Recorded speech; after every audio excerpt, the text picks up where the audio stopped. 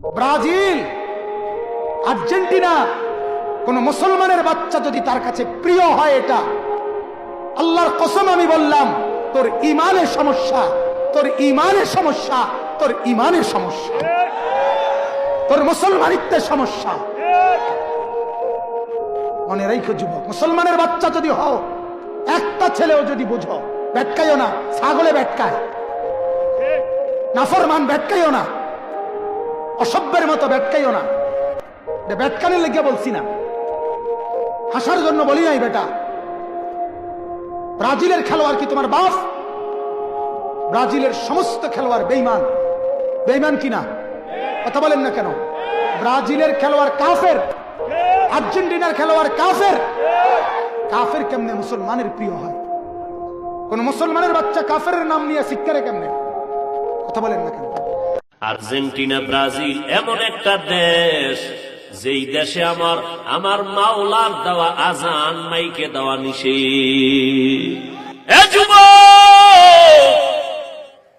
মানুষের চলাচলের রাস্তা আটকাইয়া যারা পর্দা লাগায় খেলা দেখো, ইসলাম নিষেধ করেছে মানুষের চলাচলের পথ বন্ধ করবি না, হারাম।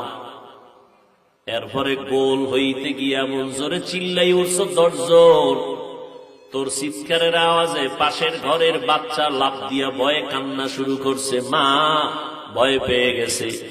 এই মা যে তোরে বরদোয়া দিছে, বল এই বরদোয়ার শাস্তি কেমনে সহ্য করবি? মানুষের বরদোয়ার শাস্তি বড় মারাত্মক। হঠাৎ দেখবি তোর পাও ভাঙ্গা, নাইলে কিডনি নাই।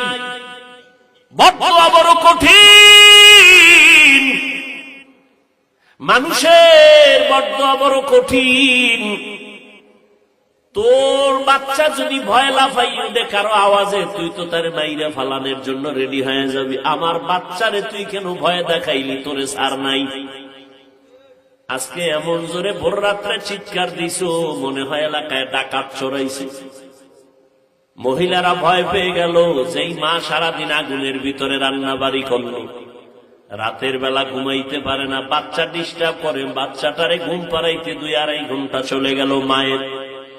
সর্বশেষ আম্মা জান একটু আরামে ঘুমাবে, দিলি না, তুই ঘুমাইয়া চিৎকার দিয়ে ঘুমটা ভেঙ্গে দিলি। মানুষের বরদোয়া নিস না, কপাল পুড়ে যাবে, কপাল পুড়ে যাবে। আর এই পোড়া কপালের শাস্তি মরার আগে হবে, মরার পরে না, আগেই হবে, লিখে রাখ। মানুষের কষ্ট দিয়া বরদোয়া নিবি না, সাবধান।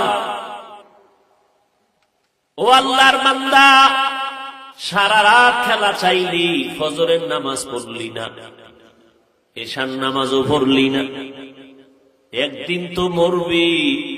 এই কথা তো যদি হিন্দুরে বুঝাইতাম, ওরা বুঝতে একটু চিন্তা করত। তুমি তো মুসলমান, তুমি কেন চিন্তা করো?